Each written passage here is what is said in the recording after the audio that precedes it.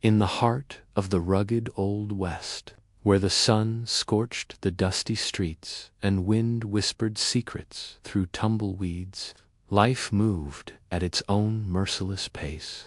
Townsfolk were hardy, shaped by hardship and long days under an unforgiving sky.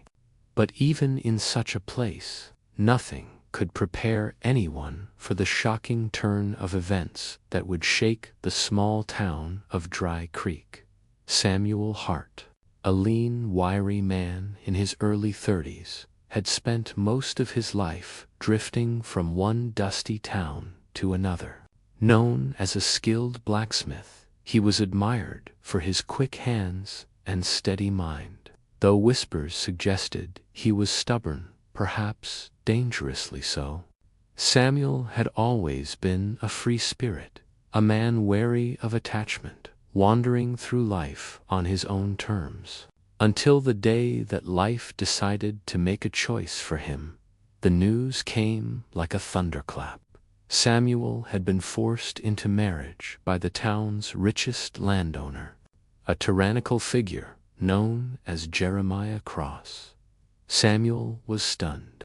The reason, he was told, was that Jeremiah's distant relative, a woman who had never been seen in Dry Creek, required a husband for reasons that nobody fully explained. Samuel was to marry her immediately. Resistance, they said, was pointless. The law, it seemed, was on the landowner's side, and so it was that, one blazing afternoon, Samuel found himself standing at the center of the town square, under the glaring sun, facing a woman who had just stepped off a rickety stagecoach. She was unlike anyone Samuel had ever encountered. She was large, broad, and undeniably imposing, her presence filling the space in a way that made even the most confident men take a step back. Her eyes were bright, sharp, and unafraid, piercing contrast to Samuel's hesitant gaze. Whispers erupted from the gathered crowd. Some gasped audibly. Others exchanged knowing glances, their curiosity barely contained. Who is she?" someone murmured. The woman, with a subtle smile, gave a graceful nod to the assembly. She didn't speak at first, letting the tension settle like dust in the dry air. Samuel, meanwhile, felt his stomach twist. His mind raced, imagining what life would be like with this stranger, whose very size and demeanor seemed to dominate the space she entered. The ceremony was brief. No flowers, no choir, just a single, officious justice of the peace, the stagecoach, and the murmuring townsfolk. Samuel couldn't bring himself to speak. He only nodded mechanically, following the ritual that bound him to someone he barely knew. The woman, on the other hand, displayed an air of calm authority, as if she had faced worse situations and emerged victorious. She took Samuel's hand, firm yet gentle, her grip conveying a quiet confidence that made Samuel momentarily reconsider his assumptions. As the ceremony concluded, the couple walked back toward the stagecoach. Samuel's mind buzzed with questions. How would this marriage work? Could he ever respect someone so different? And, perhaps most pressing, how would the town react to this shocking arrangement? But for the moment, none of that mattered. They were bound together, for better or worse. And the sun continued to beat down on the dusty streets of Dry Creek, casting long shadows that seemed to foreshadow the trials ahead. Little did Samuel know, this was only the beginning. What appeared to be a punishment, marrying a stranger he didn't choose, would soon turn into a story no one in Dry Creek could have predicted. The first days of married life were nothing short of chaotic. Samuel and his new wife, who introduced herself simply as Margaret, arrived at the modest cabin Jeremiah Cross had provided. The structure was small and wooden, built more for function than comfort, with a sagging roof and a creaking door that groaned under the wind's persistent push. Samuel, who had spent years traveling lightly, felt trapped in every corner. Margaret, on the other hand, moved through the cabin as if it were a palace, her presence transforming every shadowy corner into a place of life and activity. Margaret was unlike any woman Samuel had imagined. She was commanding yet surprisingly gentle, her voice carrying a melodic authority that made the simplest commands, "Bring the firewood in," or "Sweep the floor over here," sound more like requests than orders. She laughed heartily at small jokes, even when Samuel barely understood them. Her size, which had initially intimidated him, seemed less a threat and more a symbol of her overwhelming vitality. The townsfolk, of course, were fascinated. Gossip spread like wildfire. By the third day, everyone in Dry Creek had taken a side. Some were amused, others incredulous, but all were watching. Samuel, who had once relished freedom above all, now found himself living under the curious eyes of an entire town. Every step he took, every word he muttered, seemed to be scrutinized. Even Margaret, with her calm demeanor, could not shield him entirely from the subtle, relentless judgment of their neighbors. The tension between them grew. At first, Samuel was stubborn, used to doing things his own way, while Margaret had a plan for everything. Breakfasts were meticulously timed, chores had precise sequences, and even the placement of furniture became a matter of debate. Samuel felt boxed in, frustrated, and slightly resentful. Margaret, noticing his discomfort, tried to soften her approach with patience and small kindnesses, a shared cup of coffee, a wink across the table, but Samuel's pride often got in the way. Yet, slowly, a rhythm began to emerge. Margaret's warmth was undeniable, and her laughter, once grating to Samuel's nerves, became a source of relief after long days at the forge. He began to see her not as a burden, but as a force of nature, immense, unpredictable, yet impossible to ignore. She had an uncanny ability to notice small details, the way he grimaced after lifting heavy iron, the way his hands trembled after long hours, and even the subtle tension in his posture. Despite the early friction, life in the cabin started to teach Samuel something he hadn't anticipated: resilience, adaptability, and even gratitude. Margaret, for her part, seemed to delight in the challenge, not with malice, but with curiosity. She was learning him as much as he was learning her. The forced marriage, which had begun as a sentence, slowly began to feel less like a punishment and more like a peculiar opportunity. Still, the town's gaze never faltered. Children would peek through windows, women whispered behind hands, and men shook their heads in disbelief at the unlikely pairing. Samuel felt the pressure constantly, knowing that every misstep could fuel gossip and judgment. Yet, despite the external scrutiny, a small spark of understanding was growing between them, a subtle, almost imperceptible bond that neither could ignore. Little did Samuel know, this fragile bond would soon be tested in ways he could never have imagined. The world outside their cabin was harsh, and Dry Creek's residents were not known for mercy or patience. But Margaret's presence, her sheer determination and unexpected charm, was about to change everything.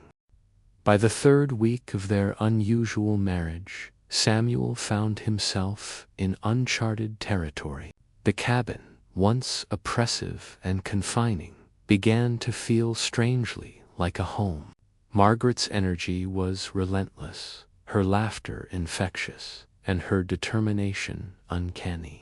She had a way of looking at Samuel that made him feel seen in ways he had never experienced before. At first, it unsettled him. Now, it was impossible to ignore. The days settled into a peculiar rhythm. Samuel would wake before dawn to tend to the forge, hammering iron while the sun slowly crept over the horizon. Margaret would rise soon after, bustling around the cabin, humming melodies that seemed out of place in the dusty wilderness, but somehow made the morning lighter. At first, Samuel had resisted her cheerfulness, thinking it naive or annoying. But slowly, the sound became a comforter reminder. Despite the forced marriage, there was something undeniably human about sharing life with someone else. Their personalities clashed in the most humorous ways. Samuel was precise, deliberate, and stubborn, while Margaret thrived on spontaneity and chaos. She would rearrange furniture while he was napping, insist he eat breakfast at odd hours, or burst into the forge with a ridiculous idea for a new invention. Samuel would groan and protest, but beneath the frustration, he started to laugh. Her antics, which initially seemed unbearable, began to chip away at the walls he had built around his heart. One afternoon, as the sun burned high above Dry Creek, Margaret caught Samuel struggling to repair a broken wagon wheel. The wheel's spokes had cracked under the weight of their supplies, and Samuel's frustration was mounting. Margaret simply knelt beside him, rolling up her sleeves, and began to assist. She had no experience with blacksmithing, but her sharp mind quickly grasped the mechanics. Together, they worked in a surprising harmony, her energy complementing his skill, her laughter breaking the tension when a spoke stubbornly refused to fit. That moment marked a turning point. Samuel realized something he hadn't admitted even to himself. He respected her. More than that, he admired her. Margaret wasn't just a stranger, or an imposition, or even a challenge. She was a force of nature, a woman whose confidence and wit demanded acknowledgement. And as he watched her bend over the wagon wheel, her hair catching the sunlight, he felt a spark of something unfamiliar: warmth, curiosity, even a tentative fondness. The town continued to whisper. Of course, their initial shock had turned into fascination. Children would peek from behind barrels as the couple worked side by side. Women would murmur to each other about Margaret's presence, and men would shake their heads in disbelief. But Samuel no longer cared. Margaret's companionship had begun to overshadow the judgments of Dry Creek. In her company, he found humor, comfort, and even courage, a reminder that life could be unexpectedly rewarding when one let go of pride and preconceptions. Evenings were the hardest, though. Samuel would sit by the fire, quietly observing Margaret as she organized the cabin or stitched patches into worn clothing. He marveled at her dedication, her ability to find joy in simplicity, and the subtle ways she noticed his moods before he even spoke. Slowly, a genuine bond formed, a connection built not on obligation or coercion, but on mutual respect and unexpected affection. By the end of the third week, Samuel found himself thinking about her in ways he never imagined. He anticipated her laughter, her stories, even her stubborn arguments. The forced marriage, once a source of resentment, was now evolving into something far more complicated. and far more powerful than either of them could have foreseen. It was in these quiet, shared moments that Samuel began to understand a truth he had long ignored. Sometimes, life's harshest blows brought the most unexpected gifts, and Margaret, with all her size, energy, and undeniable presence, was about to become the greatest gift Samuel had ever received. As Samuel and Margaret settled into an uneasy rhythm, word of their growing bond spread quickly through Dry Creek gossip. Once a distant hum became an incessant roar. Townsfolk watched their every move, waiting for a sign of discord, a spark of drama they could whisper about in saloons and general stores. Samuel, who had long valued solitude, now found himself living under the unblinking eyes of an entire community. It began subtly. Children would point from the corners of streets as the couple passed. Women whispered to each other in market lines, casting sideways glances at Margaret's robust frame and the peculiar way she carried herself. Men, their curiosity mingled with disbelief, openly debated Samuel's fate, questioning whether any man could ever be truly happy with a woman of such size and character.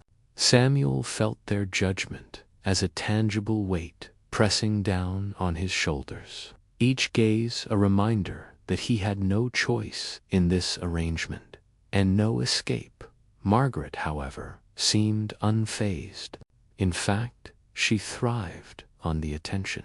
She walked through the streets with her head held high, her laughter echoing off the weathered wooden buildings, confronting curiosity and whispers with a calm defiance that only heightened her allure.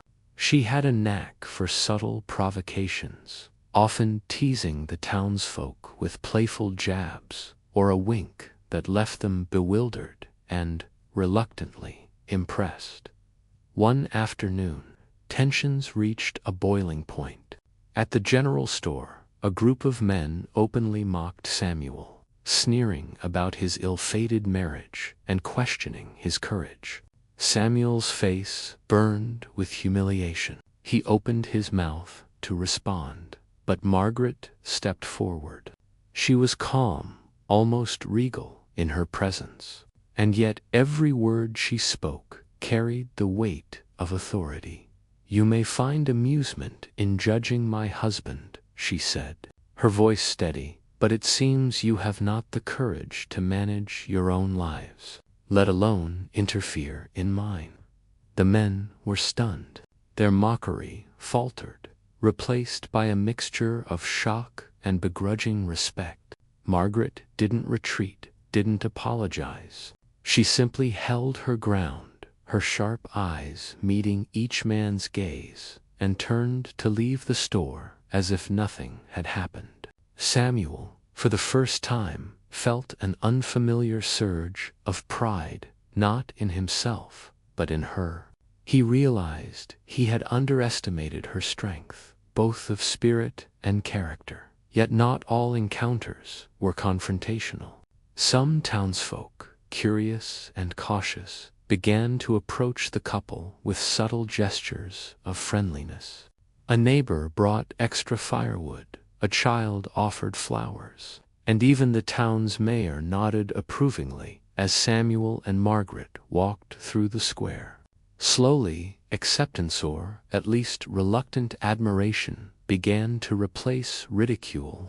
Samuel, who had dreaded every interaction, discovered that Margaret's courage and warmth were gradually reshaping the town's perception.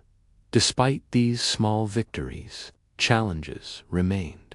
Samuel wrestled with his own insecurities, unsure whether he could fully embrace the marriage that had been thrust upon him. Margaret, ever perceptive, noticed his unease. She never chastised or pressured him. Instead, She offered quiet companionship and gestures of understanding, a hand on his shoulder after a long day at the forge, a soft laugh when he stumbled over words. By the end of the 4th week, Dry Creek had begun to change, not dramatically, but enough to be noticeable. Samuel and Margaret, once subjects of ridicule, were slowly earning a grudging respect. The couple's bond, forged under pressure and shaped by adversity, was transforming their world in ways neither could have anticipated. And yet, even as the town adjusted, Samuel couldn't shake the feeling that something bigger was coming, something that would challenge both their resilience and their growing connection, and would ultimately test whether their bond could survive the harsh scrutiny